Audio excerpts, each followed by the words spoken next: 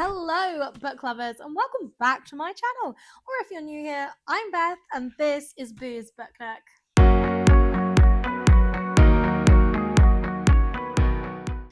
Welcome to another reading vlog, and this week we are going to be reading Japanese fiction that has been translated into English. Japanese fiction is extremely popular over here. You have Before the Coffee Gets Cold, What You're Looking For Is in the Library, Days at the Murasaki Bookshop. There are so many that are available for us to pick up that have been amazingly translated into English by some fantastic translators. And of course, you can't forget the Japanese authors themselves. The fact that they were so popular over in Japan that they've been incredibly translated for us to read. I decided to do this video because I recently read What You're Looking For Is in the Library by Michiko Aoyama, and this was translated by Alison Watts. This was fantastic. I gave it 5 stars. I just loved the feelings in this book, the amount of beautiful, heartfelt, warming quotes that were in this that resonated and were so relevant to my day-to-day life, and quotes that I want to live by, thinking about self-esteem, thinking about your vision and widening your vision and not being so narrow-minded. Of course, it's set in a library and I'm a librarian. Did you know that? And so I had to pick this one up. When I read this, I knew that this style of writing was exactly what I needed and exactly what I enjoyed. I decided, let's do a vlog reading Japanese fiction. And so I managed to pick a few up from my local library. Quick promotion. Go sign up to your local library. It's free. I got these 3, and I also have some on order, but they haven't come in just yet. But hopefully they'll come in throughout the week so that I can add them to our collection. But these are the ones that I have so far. This first one is called The Kamogawa Food Detectives by Hisashi Kashiwai. Just want to say, I really apologize for the way I'm pronouncing these names. I'm really trying my best and I've tried to look them up, and I'm sorry if I'm doing them wrong. Please, I'm so sorry. And this is adorable. It's really rather short. I've noticed that with these types of books as well. They are on the shorter scale. This is a Japanese bestseller, it says here. So this is translated from the Japanese by Jessie Kirkwood. This one, let's read the blurb. What's the one dish you'd do anything to taste just one more time? Down a quiet back street in Kyoto exists a very special restaurant called the Kamogawa Diner. Customers who can find the hidden establishment are treated to an extravagant meal, but it's not the main reason for visiting. The father-daughter duo who own the restaurant have started advertising their services as food detectives, capable of recreating a dish from their customers' past that may well hold the key to unlocking unforgotten memories and ongoing happiness. That sounds perfect. And it's in that kind of uplifting, well-being style of a book. And it's got a cute little orange kitty on the front. And if you've seen my previous vlogs, you will see I've got a little orange kitty called Bilbo. The author, Hisashi, is actually a trained dentist and decided to write extensively about his native city, Kyoto. The covers are absolutely gorgeous. And can you notice a pattern already? There are cats on the front covers. The next one I picked up is Lonely Castle in the Mirror by Mizuki Sujimura. And again, stunning cover in my favorite color. In Tokyo, 7 young people wake up to see their mirrors are shining. And when they go through it, they go to this magical castle where they meet a mysterious girl called the Wolf Queen, who is wearing the wolf mask as on the cover. And they don't know it yet, but they all have something in common. They have to hunt and search for hidden secrets and things in this. And if they don't, there are some penalties. Basically, as the characters stuck in a cycle of misunderstanding and loneliness, and ultimately set free by the power of friendship, empathy, and sacrifice. So it has those themes again. I love it. It's just so uplifting. But this one sounds a bit more actiony and a bit more plot heavy compared to the other 2. So I'm really intrigued. Again, #1 Japanese bestseller. This is translated from Japanese by Philip Gabriel. The final book that I've picked up for the moment is this one, The Chibaneko Kitchen by Yuta Takahashi. And once again, there's a little kitty on the front. So this one is translated by Kat Anderson. It basically says, There was no sign on the building. Beside the door was a chalkboard, and on it was written in white lettering, "The Chibaneko Kitchen. We serve remembrance meals." Below that, there was a little note, "This restaurant has a cat." Yeah, this sounds quite similar to this book, actually, which is intriguing. So there'll be like a direct comparison going on here. Yeah, it describes this as soul nourishing and comforting. It will help you remember what matters most in life, which I think is the overarching theme of all of these translated Japanese books, obviously not all of them, but the ones I specifically picked up, is that soul searching, emotional, relatable content, which will just warm my soul, which will just be like a hug in a book. I think that's what I'm going to describe these as, a hugs in a book. So those are the 3 that I'm going to choose from, and we're going to start reading this week, and I will let you know if I pick any more up, but I think 3 is definitely plenty to get on with for the meanwhile. I think I might start with one of these ones, the foodie type restaurant ones. I've just noticed, sorry, I got distracted. This has got a crime sticker on it, but it didn't sound like a crime or a thrillery type one. We shall see, we shall see. I might start with this one then, because I'm intrigued now by the sticker. Whilst you're here though, if you have any other recommended books in this style, which are Japanese fiction that have been translated from Japanese, then please do let me know in the comments, because I feel like I'm going to build a big collection of all of these books. No, I'm supposed to be tackling my TBR. That's why I got these from the library and didn't buy them. But if these are good, you know I'm going to get the trophies of them. I have a problem. Right, let's get reading. I'm in a bit more of a comfortable position. We are on my sofa, and we're going to do a bit of reading. Beverage of choice today is an ice cold DC. I have decided that I'm going to start with the Kamigawa Food Detectives by Hisashi Kashiwai. I've realised, because we discovered that it said crime, and I'm guessing it's something to do it says detective, so maybe they serve food and do some detective stuff. I don't know, but it's a lovely short book. It is 201 pages, so a beautifully short book. It has a little contents page, and there are 6 chapters in this book, and each chapter has a title, which is a different dish. So you've got mackerel sushi, you've got beef stew. It's just so cute. I love it.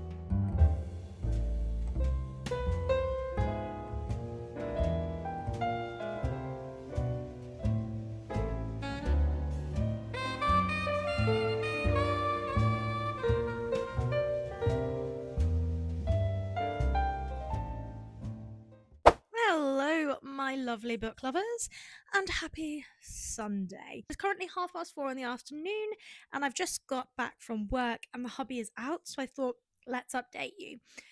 The update is a bit rubbish. I haven't gotten very far. I had a big headache again last night, so I didn't read too much from where we left off. I got page 25 of the Kamigawa Food Detectives, and it's cute so far. I'm enjoying it, but as I usually say, I need to get to about 100 pages before I can really gauge an opinion of the book. So that's what we're going to do for the rest of the evening, is read. As I was working today, Sundays are usually a little bit quieter, so I decided to just have a look on our systems to see if we had any other Japanese fiction translated novels. And we did. I picked up 4 more books. 4 more on top of the 3 we already have. So now I have 7 books for this vlog. Eek. So I have found 4 more that my library had available, and I'm so excited. One of them we have, which I have seen quite a lot actually already, is She and Her Cat. And this is by two lovely Japanese authors, Nukoto Shinkai and Naruki Nagakawa. And it's translated by Ginny Tapley Take Mori. I just love it because it's got the cat on it as well. It's basically around a cat and its owner, and how this cat sends silent messages to a young woman, willing her to end a faltering relationship. Talking about cats, we have another one that's got a cat on the front cover, and that is The Cat Who Saved Books by Suzuki Natsukawa. It's translated by Louise Hill-Kawai. It's set in a tiny secondhand bookshop, and there is a talking cat in it. Yes, please. The next one I picked up from my library is Scattered All Over the Earth by Yoko Tawada, and it is translated by Margaret Mitsutani. Just love the front cover of this one. It is absolutely stunning, and the pastels beautiful.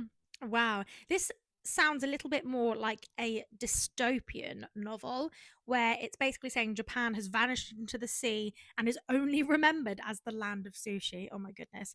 And then the character thinks they are the last Japanese person alive. This sounds really good too. And then the final book that I picked up is actually a hardcover, and it is Mina's Matchbox by Yoko Ogawa. It is translated by Stephen Snyder, and this is set in the 70s, when changes are being brought to Japan and two girls are opened up to the complications of the adult world. This lovely little vlog has now turned into a bit more of a challenge, where I have so many beautiful books written by Japanese authors and translated. Right, so that is enough rambling. That is enough updating you. My lovely beverage of choice this afternoon is a lovely big cup of tea. I missed my cup of tea this morning because I was just running so behind before going to work, so I couldn't have a cup of tea. It was horrible. Gosh, the worst English person ever. Anywho, I've now got 7 books I need to read, so I really need to get on. Luckily, a lot of them are quite short books, so technically I could binge read a whole book in a day.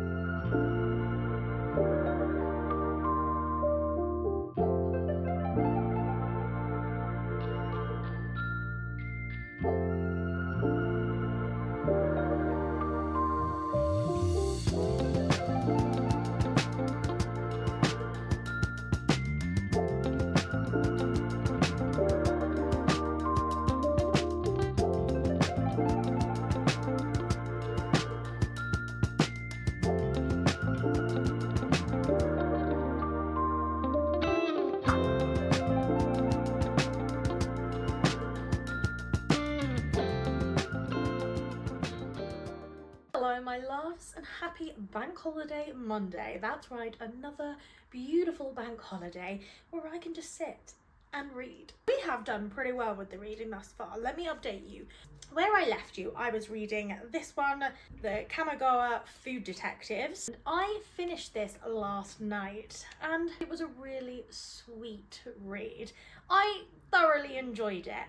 Overall, I did give it a 3 stars. I'm not sure why the library has labelled it as a crime, because it is really not a crime novel. Do not go into this thinking it's going to be a thriller crime type novel. I think they've gotten confused because it says detectives on the front, maybe, question mark. Basically had people turning up at this restaurant that you only find if you really need it. And these people are asking the food detectives to find a dish that is nostalgic to them, that they want to taste again for some reason, whether it was one of the last meals your mum made you before they passed away, etc. And the food detectives spend 1 to 2 weeks on finding that perfect recipe. It is really sweet. There was a lot of talk of Japanese foods. It follows a structure where the same kind of thing happens, just with different people. So it does repeat, which I really enjoyed with what you're looking for is in the library. But this one didn't hit as good as that one. I did find it a little bit more kind of repetitive and be like, oh, we're doing this again and again. Binged it in a day. Not my favourite so far, but I did enjoy it, and I definitely would recommend it if you're looking for that easy, sweet, cozy read. I then decided last night to go straight on and crack on with the next book, and that was The Chibaneko Kitchen by Yuta Takahashi. Now this I picked up straight away because I feel like it was going to be a similar vibe to the Kamogawa Food Detectives, and currently it is, and I don't know whether that is bad for me because I'm kind of getting the two mixed up in my head as I'm reading, but also I'm really enjoying it. This one I am enjoying more than the Kamogawa Food Detectives because it seems like there is more of a reason. You get into the details of why a person has come to this restaurant. Basically a very similar premise. The customers that come to this one are wanting to try a meal that will bring back a recently deceased member of their family. They are called remembrance meals, and basically when they eat them, their vision goes all foggy and their loved one appears, and you can have a final conversation with the loved ones. So it is a soul-warming story that encapsulates grief and the processes you go for grief, and I think that's why I do like this one more, because it does have that theme. I'm very much enjoying this, and of course there's a cat involved, and I am really enjoying it. And once again, I'm flying through this. I'm already on page 108 and there's only 180 something pages in this book, so I'm pretty sure I'm gonna finish this book today. Let's get reading.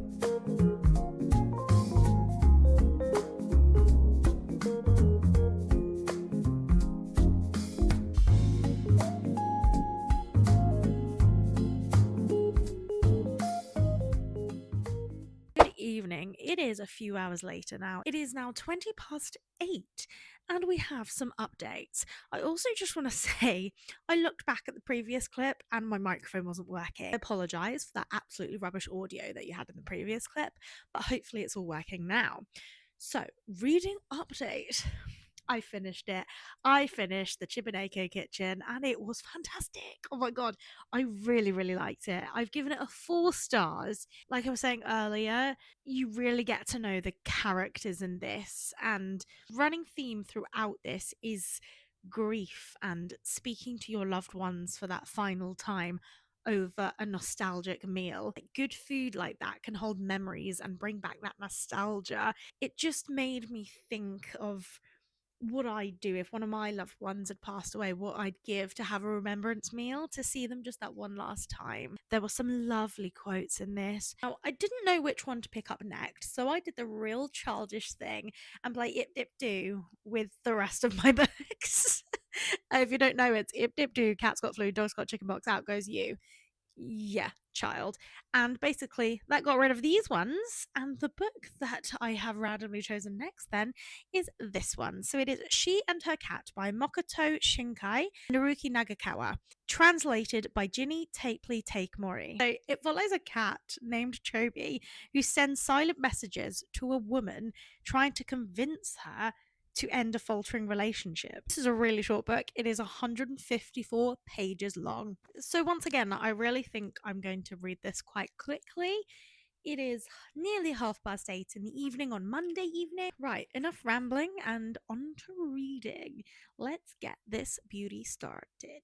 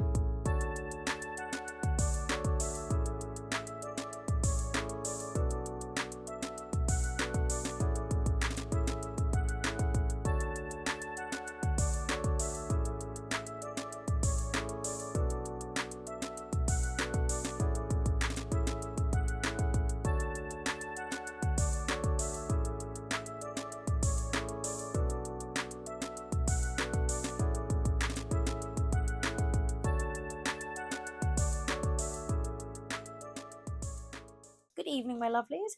It is now 9 o'clock on Tuesday evening, and I have finished She and Her Cat. 4.25 stars. This was beautiful. This had the perspective of the humans and also the cat's perspective in this. Yes, first person POV of a cat. Multiple cats, and basically there are these different cats and different owners of the cats, and somehow the stories interlink. The cats bring the humans this joy, and we see some uplifting stories because of the cats being there. And as we go through the book, you see how those cats are interlinked with each other, and then the owners then meet and interlink in that way. I really, really enjoyed it. I thought it was so cleverly written, and the fact that you are in the perspective of different cats. Yeah, this has been my favourite read of the vlog so far. I picked up 2 more books by Japanese authors that have been translated from Japanese into English, and these sound gorgeous. They're quite similar in their plots. So the first one, we've got The Forest of Wool and Steel, and this is by Natsu Miyashita. It's just, that cover is stunning. Basically, the tagline of this is, what he experienced that day wasn't life-changing, it was life-making. It sounds lovely, and basically he hears the sound of the piano at school, and he embarks on learning to play the piano. That is going on the pile of books we have to read from the library. These are not on my TBR. These are all from the library. Brilliant. And then I also picked up from the library this one. So this is Honeybees and Distant Thunder, and that title is glorious. It's by Riku Onda, and it's translated by Philip Gabriel again. It's set in a small coastal town just outside of Tokyo, and there's a piano competition underway. It follows 3 students who, throughout this journey, will experience the most joyful moments of their lives, but also the most painful moments of their lives. I love how we started this vlog with 3 books I got from the library, and I've read 3, but now I have a whole stack. We've got 6 still to read. Lonely Castle in the Mirror has been calling out to me because the premise of this sounded really interesting. So this one is basically young people wake up to find that their mirror is shining. They step through and find this castle, and there are a series of challenges and things they have to face. They find out different secrets, and I think there's also a deadly twist to this. It sounds really interesting and not really anything I've read before. Yeah, it sounds a bit more plot heavy than the 3 I've already read so far, so I think this will engage me, and I think we're going to give this one a go. This sounds brilliant.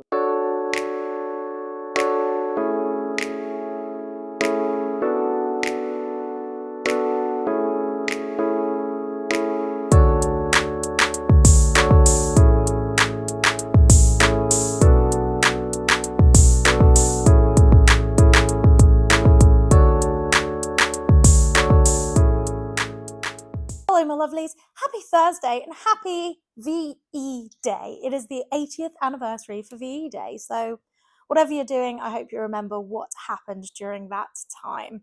So, I'm going to end this beautiful vlog here. I've had so much fun reading this Japanese fiction that I have definitely decided I'm going to make this into a series. You saw that I picked up a lot of library books that were written by Japanese authors, which I really want to read. So I'm definitely going to continue these vlogs so that you can see what I think of all those other ones that I showed you. In this vlog, we managed to get 3.5 books finished, which I think is fantastic. We got 3 little ones done. So we started off with the Kamigawa Food Detectives, and I gave this a 3 stars. It was nice, it was cozy, it was comforting, and it had a lot of talk about beautiful food, which would definitely make you hungry. It wasn't as engaging and interesting as other ones I have read, which is why I gave it 3 stars. But overall, it was a nice read, a nice palate cleanser, and I'd say I'd give this a read if you have it and you see it in the library or something, but I wouldn't say this is a must read. But overall, thoroughly enjoyed it. I then read The Chippineko Kitchen, and this was a solid 4-star read. I love this one. This was so good. It had an underlying arc of grief and how people deal with their grief. And you go to this kitchen to get a remembrance meal, and that remembrance meal brings back your loved one just for a short amount of time until the food gets cold. And gorgeous. I loved this one. Just that underlying heartbreaking moment of grief and just seeing just ordinary people go through those stages and seeing their loved ones. It was just lovely. It was so beautifully written as well. I really enjoyed this style of writing. Yeah, I would definitely recommend you read this one. I then read She and Her Cat. Now, this was my favourite that I read during this vlog by far. I gave this a 4.5 stars in the end. It has a cat's perspective in it. Yes. So you flip between different POVs between the humans and then the different cats. You see how all these different cats are interlinked and how their humans are interlinked. Basically, the cats are there to guide a human and to love their humans and to support their humans. And it's the most cute, adorable book. Writing is stunning. Thoroughly enjoyed this and binged this in a few hours. It's a lovely short one. I'd 100% recommend this. My favourite of the three so far. Then got a good chunk of my way through Lonely Castle in the Mirror. This is gorgeous. This is very different from the other three that I'd read. This is more of a plot-based story to it, where you meet different characters who are young and they have hardships in their lives. We have an anxiety representation in this, special needs, all sorts of different characters in this. And their mirror shines and they go through this mirror and go into this castle where they meet the Wolf Queen. There is a series of kind of challenges and they have to work out secrets. Basically, they have to get to know each other to solve the secrets and escape this place. And it's gorgeous. I'm so enjoying it. I'm 204 pages in, so I'm about 150 off of the end, and I think I'm definitely going to binge read this for the rest of today. So that is it for this vlog. I have had a whale of a time, and I'm so glad I picked up that first fiction novel by a Japanese author because I'm loving this style of writing. It is so different. And I do want to say, of course, these are only a select few books from Japanese authors, and I haven't read a wide range, but just the ones that I've picked up, I have loved, and they have that certain theme about them, which I'm really enjoying. I'm sure there are some other Japanese authors out there who do totally different things, but it's just, I find it so different from your bog standard American or English author. I think it's just really, they're really nice and I'm loving them. And I'm a little bit obsessed and I'm trying not to buy any and I'm getting them all from the library. So as I said, this is going to be a series because I think these are my new obsession. They're my new favourite books. Let me know in the comments if you've read any of these or if you have any recommendations of books written by Japanese authors that have been translated into English. I'd just be really intrigued to see and just broaden my horizons of reading because I read so much American and English fiction. I really need to outstretch because there's so much out there. And like this, I never would have discovered this if I hadn't been recommended the What You're Looking For Is in the Library. So I'm over the moon. Thank you so much for watching this vlog. I know it was a little bit chaotic because we were a busy week. I am going on holiday tomorrow, so I'm not sure how much I'm going to be uploading. Make sure to like and subscribe and click that notification bell so that you are made aware of when I post another video because this next week may be a bit different from the usual schedule. And I will see you very shortly for another one. Bye!